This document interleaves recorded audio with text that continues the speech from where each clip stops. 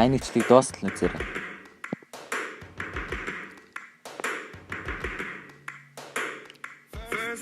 Их бичний бүх үзрөөр та хүссэн үедээ зогс гэж хэлэхэд тэр таны үзэр байх бол.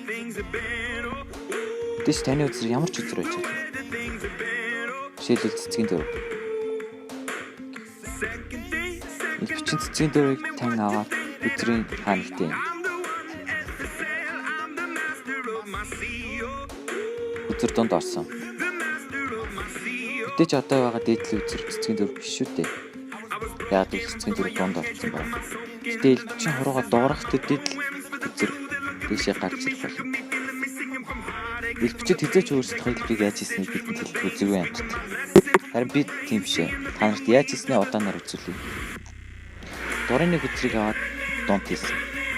Харин энэ үзэр яаж дэшээ гарч ирв? Капитан ангаагаарай. Яг одоо таны нүдэн дээр энэ үзэр дэшээ гарч ирэх.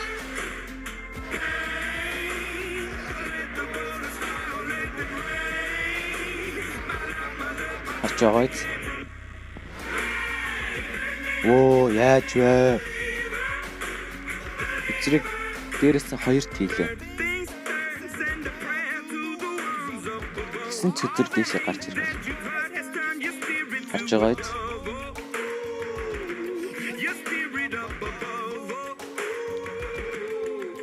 Энэ ил их бичин бэлгтнийг хуурч чадна гэдэгт би итгэж байна.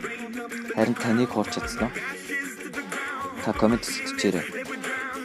Бас энэ сувгийг subscribe хийж дагснаар яг сайн нэг шиг мангар бичлүүдийг үзэх боломжтой. Subscribe дараарай. Баярлалаа.